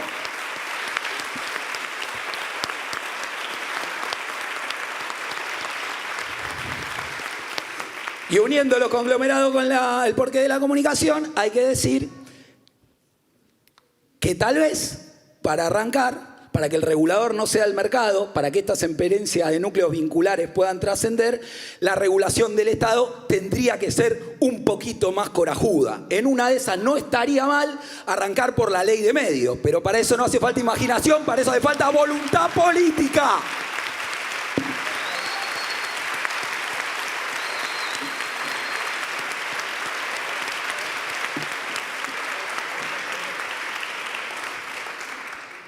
Bueno, me encanta porque al fin estamos discutiendo otras agendas que, ¿no? Hoy a la mañana y el viernes hubo también en el espacio del festival un encuentro de la Confederación de Medios de Gestión Cooperativa y Comunitaria, volviendo a actualizar este debate en la pluralidad de experiencias que existen en toda la Argentina, más de 400 experiencias construyendo comunicación desde cooperativas, desde movimientos sociales. Pero si pensamos el campo de lo simbólico, el campo de las ideas, el campo de un escenario mucho más complejo que el de los medios que discutíamos en el 2009, hoy nos encontramos con redes, con plataformas. Hay una sensación, les quiero poner esta pregunta porque creo que de alguna manera a todos nos desespera, nos preocupa, nos angustia. La sensación es que avanza la visión mundo de la derecha. Y lo pongo como pregunta, ¿avanza la visión mundo de la derecha? Cuando digo la visión mundo de la derecha, no me estoy refiriendo a una definición de carácter ideológico. Me estoy refiriendo a lo que pasa por ahí con nuestros pibes, 14 horas frente a la pantalla de un celular, frente al modo de los vínculos, a la individuación creciente que a veces se produce en ese contexto, los contenidos, el modo que imponen las redes sociales para una conversación que no es conversación, que son círculos cada vez más cerrados. Entonces, pongo esa pregunta. ¿Crece, se expande esa visión mundo de la derecha? La visión mundo de la derecha es del mercado, esa mirada conservadora. Digo, ¿ustedes lo sienten así? Digo, pensarlo capilarmente y cuánto de vinculación puede haber entre esto y un crecimiento de ofertas en la política institucional de nuevas derechas, que en todo caso deberíamos pensar que si crecen es porque antes capilarmente en nuestras sociedades algo está pasando, ¿no? Hay lazos solidarios que se rompen, ¿no? Entonces me gustaría compartir esta pregunta, Angustia, con ustedes. Yo creo que es urgente entender lo que se podría resumir como las fuentes del rencor. Porque veo que de dónde nutren, ¿no? ¿Dónde beben? ¿No? Esa derecha que crece entre la gente común. Hoy tomé un taxi que me dijo, estos son todos unos ladrones, voy a votar en Milei. El más ladrón de todos. Bueno, tremendo, ¿no? Y fuimos peleando. Tenía miedo que me dijera, bájese, no la llevo más. Pero ahí aludí a mi edad. Le dije, no, yo soy una señora grande y mire, le estoy aconsejando, usted es tan joven. Pero bueno. Entonces, pero, ¿qué es lo que uno escucha en la sociedad? Resentimiento, rencor. ¿Sobre qué? Ese es el voto a la derecha. Ese es el voto a los enemigos, porque es un voto de rencor, rencoroso. Y ese rencor, lo que tenemos que entender, y faltan es un voto sin esfuerzos proyecto, decís vos. ¿Cómo? Es un voto sin un proyecto. No, porque sino tiene de una solamente emocionalidad. rabia, es un voto de rabia. Y he pensado mucho, pero necesitamos investigar mejor qué origina esa rabia. Y porque en nuestro, digamos, en mi generación, en los años 70, sí, y hoy en la garganta, toda la militancia, lo que llamamos la militancia, también opera con una ira santa. ¿Cuál es la diferencia entre la ira santa de la militancia y el rencor y la rabia de la gente que vota en sus enemigos, en los enemigos de la nación y de la sociedad? Dice, así vemos todo, así decía el hombre, así vemos todo destruido y listo, se acabó. ¡Wow! Un voto suicida. Es un voto suicida, él lo estaba diciendo como un voto suicida. Entonces, primero, entender cuál es la diferencia entre la ira santa, que es una ira colectiva y colectivista, y el rencor, que es individual. Y ¿en qué se origina? En falsas promesas. La falsa promesa, por ejemplo, de la democracia. La falsa promesa de la modernidad. La falsa promesa del consumo. Una serie de falsas promesas que van dejando a la gente en un estado de impaciencia y odio, que es el sustento de las políticas suicidas, antipatrias. Eso para mí es fundamental. Por eso yo creo, vinculado a eso, es que estaba diciendo que el gran esfuerzo tiene que ser hacer un dibujito de otro proyecto histórico, que ya no es más el de la igualdad y todos igual, no puede ser más ese. Otro dibujito de futuro. Porque la gente no solo vive de poder comer, es necesario todo eso, lo material, pero necesita también una ilusión. Por eso están las iglesias, por eso se han plantado en los lugares donde lo político, porque la política le llamo a la política de Estado, lo político se retiró, abandonó. En esos nichos, en esos espacios, se instalaron unas iglesias que yo llamo de iglesias corporativas.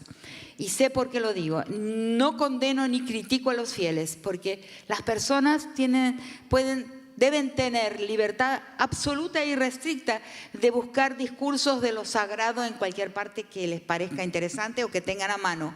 No voy a discutir o criticar a quien busca un discurso de proyecto de felicidad, de proyecto de redención, de proyecto de bienestar espiritual.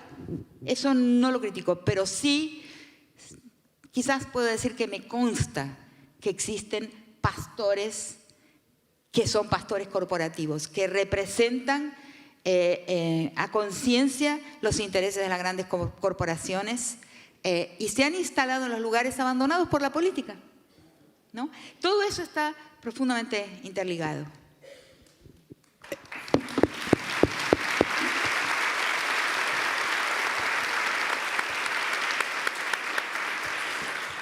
Yo quiero enlazar desde ese concepto de la política suicida, porque nos enseñaron las compañeras y los compañeros jóvenes que es una palabra que no podemos dejar pasar de largo, porque puede visibilizar la problemática de nuestro barrio, donde ese enojo suicida no se traduce de manera electoral, se traduce de manera literal. 6 intentos de suicidio en los primeros 3 meses de este año en un solo barrio de Santiago del Estero, pibes siempre en situación de consumo, pibes siempre rodeado de la realidad de la que venimos hablando desde que empezó la charla, y a atender también lo que parecían detalles relativos a la salud mental, dándonos cuenta, sobre todo en la pospandemia, cómo se nos llenó el entorno de cada uno de distintos conceptos vinculados a la salud mental, que tal vez a quien tiene un entorno de clase media le podrá resonar el burnout, el panic attack. Nunca sale en el diario un burnout en la Villa 31, un panic attack en la 1114. Ese era un drogadicto de mierda, un borracho delincuente.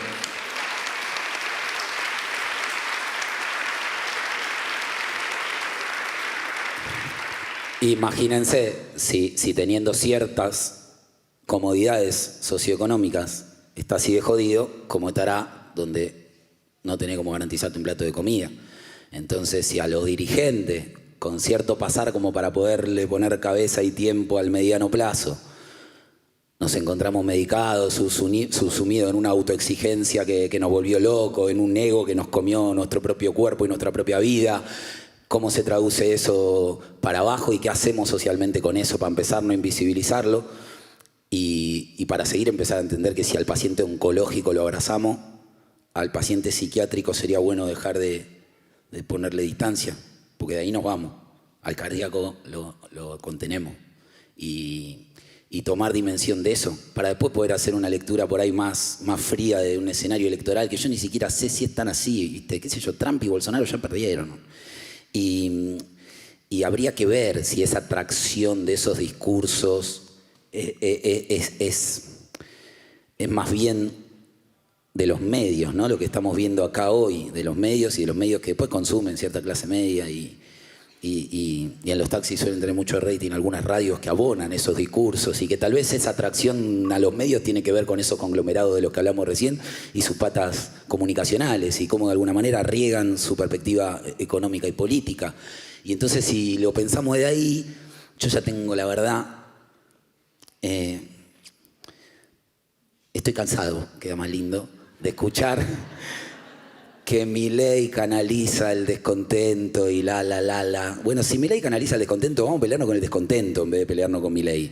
Porque la verdad es que si la clase política progre, popu, compañera que tenemos, no estaría pudiendo enamorar ni a la juventud ni al pueblo, el problema no lo tiene ni la juventud ni el pueblo. El problema que tiene esa clase política que no está haciendo parte ni a la juventud ni al pueblo, ¿no es cierto?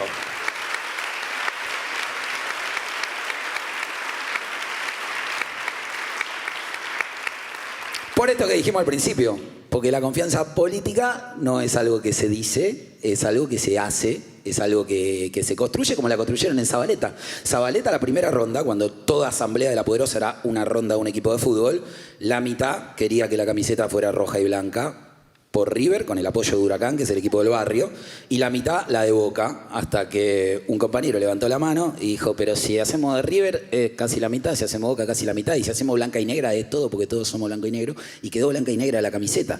Y esa es la manera que Fidel riega a hacer política en los jóvenes, y la quiso que Fidel de los 9 años se haya transformado en este cuadrazo político que es a los 30. Entonces, desde ese lugar me parece que hay algo para contraponer al fantasma que nos viene a perseguir por derecha. A mí, sinceramente, en términos políticos electorales, la lectura más... A mí me preocupa más los discursos lavaditos del larretismo o el albertismo larretizado que este cuco que viene así a devorarnos las triplas. Y después, si quieren, sí, hagamos un párrafo aparte, no para pelearnos con Milei, pero por ahí para charlar para quienes están canalizando su enojo por ahí, ¿no? Los cautivados por los stand-up de Milei. Hagamos un llamado a la solidaridad. No creo que haya muchas y muchos acá, pero que se quieran un poco más. Que se quieran un poco más. Si estás enojado, no le pegues una piña a la pared, que la mano es tuya, boludo. La mano es tuya. Es el enojo suicida del que habla Rita. Y sin chicana de verdad, este es el debate político que vamos a tener. Votantas y votantes del enojo. Este es el debate político, vender o no vender órganos, demoler el Banco Central, dinamitar la ESI. Aún si quieren inmolarse, pueden hacerlo con mucha más elegancia, sí se puede, crean en eso.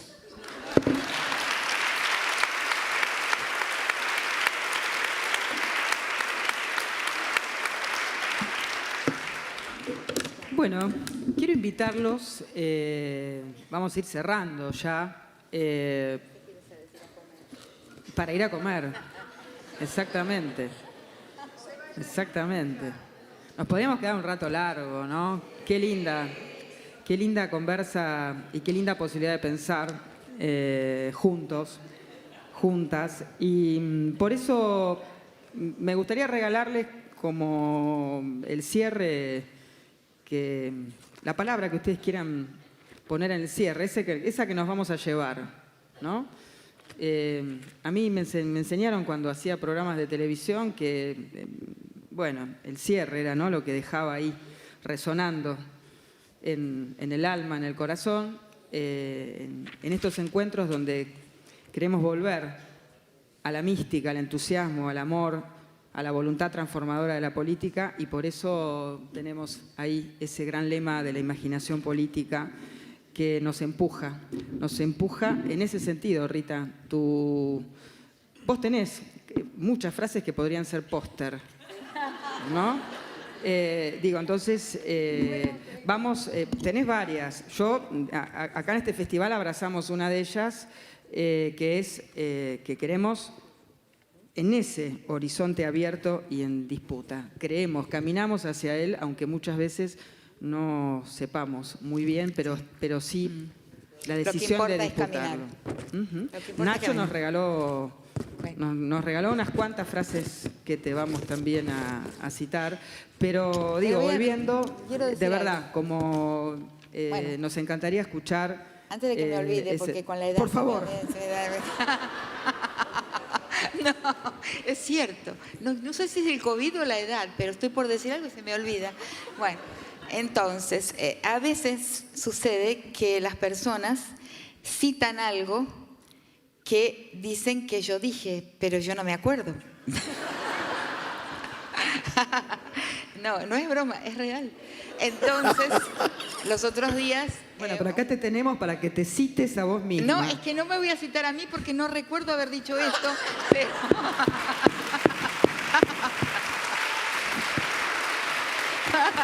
Pero me regalaron un bastidorcito, o un bastidor bordado con una frase mía que no recuerdo haber dicho, y que es la siguiente.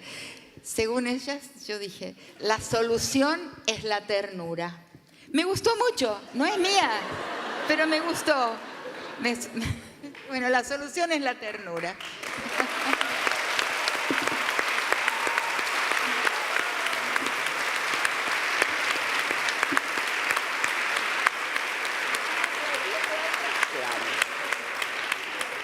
Bueno, gracias. Está buenísimo.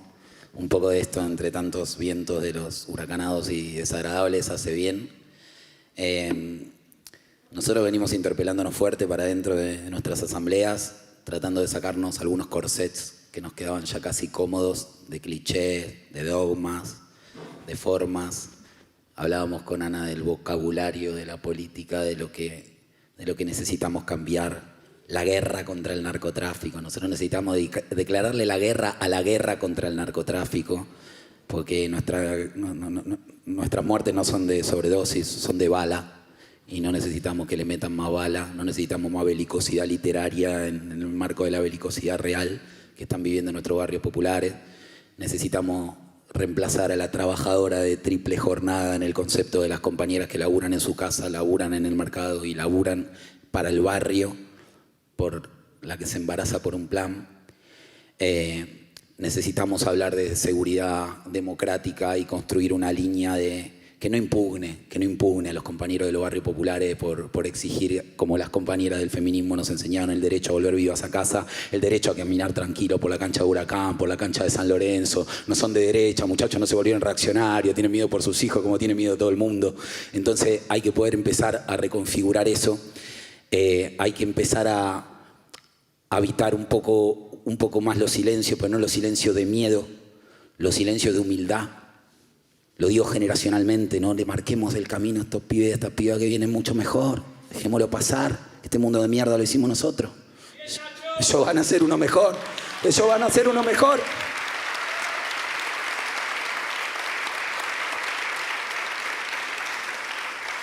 Y empecemos por casa, ¿no? Empecemos por casa, las organizaciones sociales.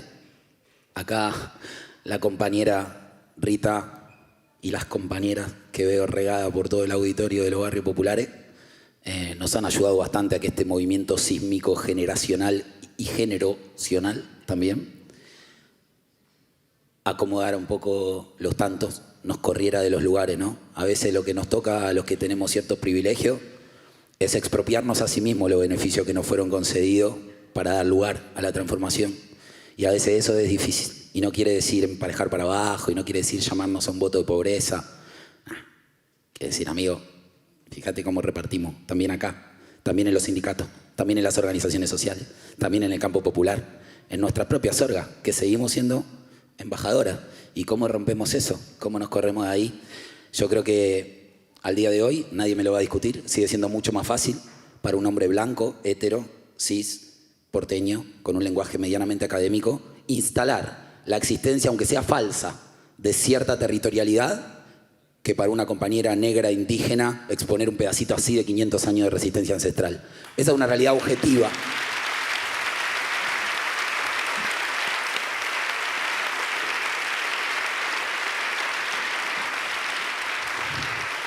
Y no se apuren a juzgarme los que mientras tanto están pensando ¿qué hace vos, hombre blanco, cis, porteño, heterosexual, arriba del escenario con un micrófono en la mano? Porque ahí voy. Yo creo que lo más grande que hicimos en estos 20 años de La Poderosa no fue los espacios que hemos colonizado, sino lo que hemos descolonizado, incluso aquellos que hemos fundado. A mí, como otros compañeros periodistas, comunicadores, populares o no, pero con el privilegio de la formación técnica, nos tocó ser parte importante en el momento de creación de una revista de papel, de la que yo ya no formo parte hace un montón de años, más que como lector. Acá está Nelson, que escribe los editoriales, que escribe las notas de tapa. Yo la compro, La Garganta, y la leo hace muchos años y no soy parte. Después pasó con las redes sociales de La Garganta, que pasó lo mismo. Con la Asamblea del Barrio, que pasó lo mismo. Nos fuimos pasando el rol de puente, de mano en mano, para aprovechar a conveniencia. Cuando un compañero universitario acompañaba a una vecina al hospital, la atendía más rápido, aunque ustedes no lo crean, en el hospital público. Y también los médicos que tienen la sensibilidad y que afrontaron la pandemia como la afrontaron, no estoy yendo contra el sistema de salud público. Estoy diciendo, hay algo del clasismo que está regado por todos lados y en las organizaciones sociales también. Bueno, a mí la organización me fue poniendo y me fui corriendo de esos lugares. Y hoy me toca correrme de otro lugar. Por eso le decía al principio que para nosotros hoy había un sueño que se hacía realidad. Porque esta no es la garganta más poderosa que mi organización puede tener acá. Y la verdad es que esperamos ansiosos este día. Casi 20 años, y un poco de sopetón, lo fuimos eligiendo entre compañeras y compañeros, midiendo un montón de cuestiones, pero era el sueño del germen político que nos parió.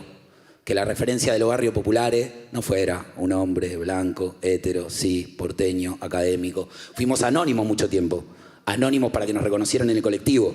Y cuando empezamos a denunciar las torturas, los gendarmes nos decían, son unos cobardes porque hacen que los pibes... Pusimos como condición estatutaria que solo quienes vivían en el barrio podían hablar en nombre de la organización. Yo en ese momento vivía en el barrio, hombre blanco, hetero, cis, me tomaban los medios de otro lugar. Fue un puente, lo usamos. Fui el puente que colectivamente decidimos, todas las veces que decidimos que ocupara ese lugar, y aprendí un montón de los compañeros y de las compañeras que pienso seguir aprendiendo el resto de mi vida. Pero ahora desde otro lugar. Cuando nosotros dejamos de ser anónimos y aceptamos poner la cara de los barrios, era mucho más un costo que un beneficio. Ya no era porque te ibas a hacer famoso, era porque vas a tener consecuencias y la van a pagar los pibes, está denunciando la fuerza de seguridad. Entonces tomamos ese lugar y la organización siguió creciendo. La Poderosa en mi vida, en mi historia y en mi futuro, y acá está mi familia, mi madre, mi hija, mi compañera, saben que es verdad y así será. Pero será desde otro lugar. Me van a escuchar seguramente por ahí como comunicador, que para lo que me preparé, como compañero del movimiento, empujando desde atrás, como pueda, cuanto pueda, pero ya no como portavoz, porque ahora tenemos una referenta nacional que se llama La Negra Albornoz y que le pido que se suba al escenario ahora.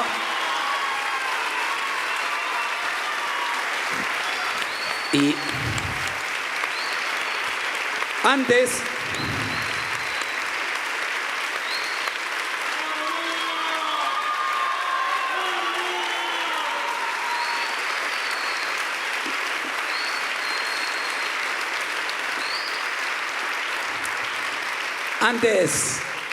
que hagamos este acto de demagogia, de sentimentalismo asambleario vincular, yo les quiero contar un poco de dónde viene esta compañera. Esta compañera, acá habrá algunos que vinieron en auto, otros que vinieron en colectivo, otros que vinieron a pata, y esta compañera vino en balsa. Esta compañera es sobreviviente del crimen hídrico de Santa Fe, cuando las inundaciones no sometieron a que su barrio perdiera los muebles, a que su barrio viera el agua hasta la cintura, a que su barrio viera mascotas flotando. Su barrio se hundió, no fue una inundación, fue un sumergimiento. El agua a las rodillas parada en la terraza, darte vuelta para los costados donde te criaste y ver solamente agua.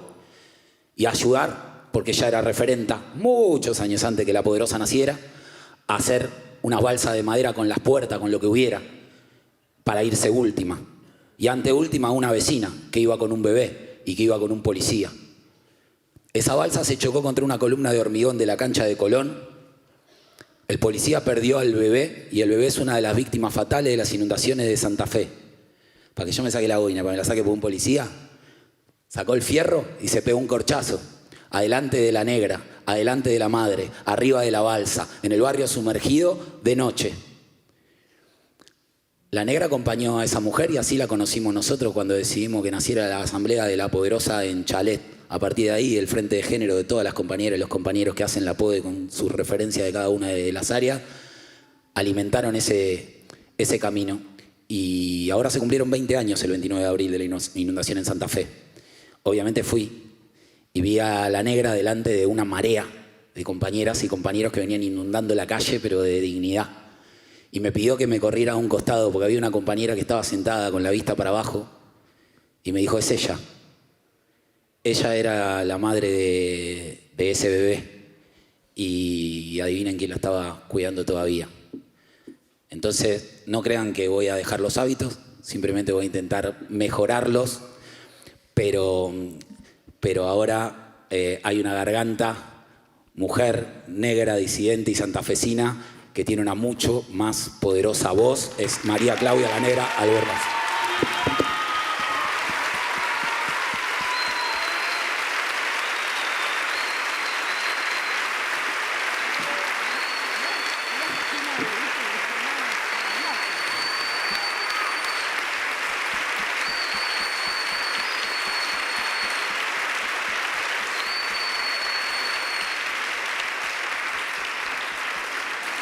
Bueno,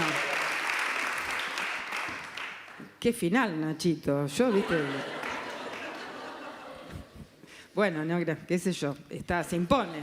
Es un ratito. Sí, a veces nos dejamos sin respiración, pero la garganta sigue ahí afinando. Y al respecto de lo que hablaban, de lo que escuchamos y de lo que aprendimos, a La Poderosa le sobra imaginación, le sobra política, le sobra comunidad y le sobra vínculo. O sea, así es como nosotras y nosotras hacemos política.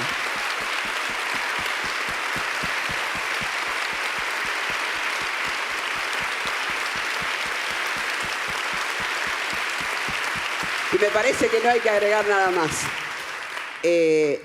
Cada una y cada uno asume la responsabilidad que le dieron, que le da el tiempo, que le da la calle, que le da el barrio. Y asumir cada una y cada uno esa responsabilidad es sobre todo para abrazar a otras y a otros. Ese es el valor más grande que tenemos y esa es La Poderosa. Y esa es La Poderosa que anda no solamente en Argentina, sino en América Latina. Gracias. Muchas gracias, Nacho, muchas gracias, Rita, Negra, a todos y todas nos llevamos, pero una caja de herramientas de imaginación política enorme. Gracias,